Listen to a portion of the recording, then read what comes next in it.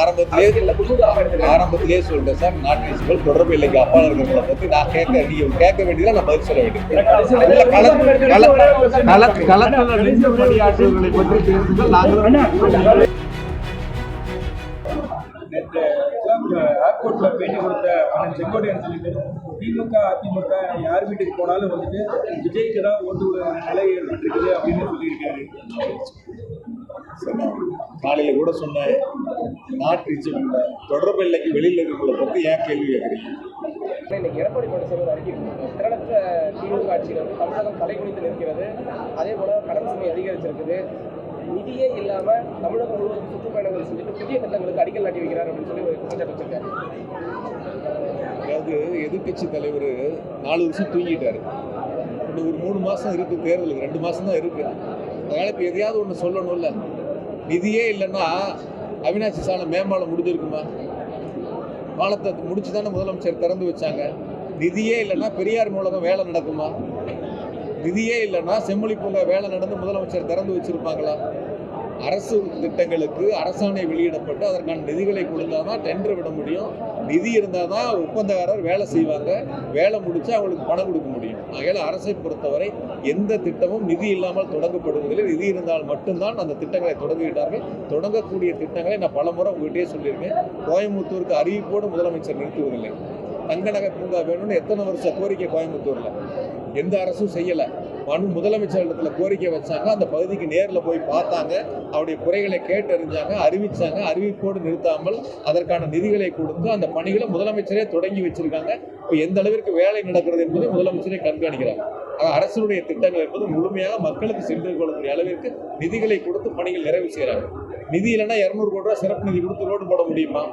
நிதி இல்லைன்னா 120 கோடி ரூபா இப்போ சிறப்பு நிதி கொடுத்து ரோடு போட முடியுமா? அரசை பொறுத்தவரை 1 லட்சம் வீடு கலைஞர் கனவு இல்லை கட்டி கொடுத்துருக்காங்க. இப்போ அடுத்த 1 லட்சம் வீட்டுக்கு இப்போ உத்தரவு போடுறாங்க. அரசு பொறுத்தவரை மக்களுக்கு நிதிகளை கொண்டு மிக சிறப்பாக செய்யலாம். அதே எடப்பாடி பழனிசாமி நம்ம 1 ரூபா வரி கட்டினா 29 பைசா ஒன்றிய அரசு கொடுக்குது இல்ல, அதை ஒரு வார்த்தை சொல்லல. ஒன்றிய அரசாங்கம் பிஜேபி அரசாங்கம் தமிழ்நாட்டுக்கு நிதியை சேர்த்தி கொடுக்கணும். நாங்கள் 1 ரூபா வரி கட்டினா 29 பைசா தான் கொடுக்குறீங்கன்னு கேட்கலாம்ல. அன்னைக்கு 2014 திமுக காங்கிரஸ் ஆட்சி இருந்தப்ப மத்தியில் 27,000 ரூபாய்க்கு விற்குது ஒரு பவுன் தங்கம். இன்னைக்கு 1,35,000 ரூபாய்க்கு விற்குது. அதை பத்தி எடப்பாடி பழனிசாமி பேசலாம்ல. 27,000 ரூபாய்க்கு விற்ற ஒரு தங்கம் இன்னைக்கு 1,35,000 ரூபாய்க்கு விற்குது. ஏழை வாழைகளை எப்படி 1 கிராம் 4 கிராம் தங்கம் வாங்கி பிள்ளைகளை கல்யாணம் பண்ண முடியும்னு கேட்கலாம்ல எடப்பாடி பழனிசாமி. அங்க பேச வேண்டியதெல்லாம் இங்க பேசுறாரு.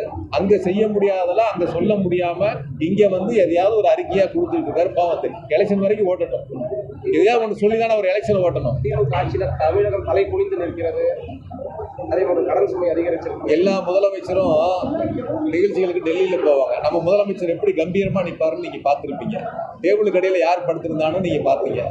அதனால அவரு போய் அதை சொல்லாமா? தூத்துக்குடியில துப்பாக்கி சூட்ட டிவியில பார்த்து தெரிஞ்சுக்கிட்டேன்னு சொன்ன ஒரு முதலமைச்சர் அரசை பத்தி குறை சொல்லலாமா? அவருக்கு அப்ப காவல்துறை இல்லையா, உளவுத்துறை இல்லையா, செய்திகள் அவருக்கு சொல்லலையா? டிவி பார்த்து தெரிஞ்சேன்னு சொன்னார் தூத்துக்குடி துப்பாக்கி சூட்ட. அவரு போய் அரசாங்கத்தை பத்தி விமர்சனம் பண்றது வேடிக்கையா இருக்கு, வியப்பா இருக்கு. தெற்கு சட்டமன்ற தொகுதி வேட்பாளர் வானதி சீனிவாசன் மத உணர்வுகளை மதிக்கக்கூடிய ஒரு ஆட்சி அப்படின்னு பெண்களுக்கு பாதுகாக்கக்கூடிய ஆட்சி 27 அமையணும் அப்படின்னு சொல்லி பேட்டி கொடுத்துருக்காங்க. அவங்க மணிப்பூர் போனாங்களா போலியா? மணிப்பூர் போயிருந்தாங்களா போலியான்னு கேட்டேன். நீங்க திருப்பி கேள்வி கேட்டது. பெண்களுக்கு பாதுகாப்பானு சொன்னாங்க இல்லையா? நீங்க மணிப்பூர் எதுக்கு போனீங்களா சமீபத்தில்? எப்போ போனீங்கன்னு கேட்டிருந்தீங்கன்னா அது அவங்க பதில் சொல்றதுக்கு தடுமாறி இருப்பாங்க. அப்ப நீங்க எதுவும் கேள்வி கேட்க மாட்டேங்கிறீங்க. நாங்க மட்டும்தான் எவ்வளவு கேள்வி வேணாலும் கேட்கறீங்க, நாங்களும் சலிக்காம பதில் சொல்றோம். அதனால அரசாங்கத்தை பொறுத்தவரை, தமிழ்நாட்டை பொறுத்தவரை பெண்களுக்கு பாதுகாப்பான அரசு. நிறைய மகளிர் சமமா விளக்கமும் கொடுத்திருக்காங்க. அரசு எந்த அளவுக்கு சிறப்பாக செயல்படுகிறது மகளிருக்கு தெரியும். மகளிர் எந்த அளவுக்கு அரங்கத்துல பாத்தீங்க, 50% மகளிர் உட்கார்ந்துருந்தாங்க. இயக்க பணிகளை தங்களை அர்ப்பணிச்சு பணியாற்றிக்கிட்டு இருக்காங்க. மகளிரை பொறுத்த வரைக்கும் இந்தியாவிலேயே தமிழ்நாட்டில் தான் தொழிற்சாலைகளில் பணிபுரிய கூடிய மகளிர் தமிழ்நாடு தான் நம்பர் 1. தொழில் வளர்ச்சியில தமிழ்நாடு தான் நம்பர் 1. பொருளாதார இலக்குல தமிழ்நாடு தான் நம்பர் 1. எல்லாத்துலயும் கல்வியில தமிழ்நாடு தான் நம்பர் 1. எல்லாத்துலயும் தமிழ்நாடு தான் இப்ப நம்பர் 1 இருக்கு. அவங்க அதை பத்தி அவங்களுக்கு தெரியுமா தெரியாதா? ஏதோ அரசியலுக்காக சொல்லணுங்கிறதுக்காக சொல்றாங்க. சில நேரங்கள் வந்து அரசு நிகழ்ச்சியில முதலமைச்சரே கோரிக்கை மனு கொடுக்குறாங்க. கொடுக்க வரும்போது அந்த நிகழ்ச்சியிலே முதலமைச்சர் அறிவிச்சிடுறாங்க. அதுக்கப்புறம் நன்றி சொல்லிட்டு கொடுத்துட்டு போறாங்க. அதுதான் இன்றைய தமிழ்நாடு அரசியல் கூடிய குறிப்பாக கோவையில் நடக்கக்கூடிய நிகழ்வு. திமுகவை பல வகையில விமர்சிக்கக்கூடிய விஜய் தாவேக்கா இன்னைக்கு வந்து முன்னுதாரணமாக எடுத்துக்கிறேன் அப்படின்னு சொல்லியிருக்காங்க. ஆரம்பத்திலே சொல்லிட்டேன் சார், நாட் ரீச்சபிள், தொடர்பு இல்லைக்கு அப்பால் இருக்கிறவங்களை பத்தி நான் நீங்க கேட்க வேண்டியதை நான் பதில் சொல்ல வேண்டியது. பணியாற்றுவர்களை பற்றி பேசுங்கள். நாங்களும் செய்திகளை உடனுக்குடன் தெரிந்து கொள்ள கீழ்கண்ட கேபிள் மற்றும் டிடிஹெச் நெட்வொர்க்குகளில் எம்நாடு செய்தி தொலைக்காட்சியை காணுங்கள். பாதகம் செய்பவரை கண்டால் நாம் பயம் கொள்ளலாகாது பாப்பா. மோதி மிதித்துவிடு பாப்பா, அவர் முகத்தில் உமிழ்ந்துவிடு பாப்பா. அண்மை செய்திகளை உடனுக்குடன் தெரிந்து கொள்ள இணைந்திருங்கள் எம்நாடு தொலைக்காட்சியுடன்.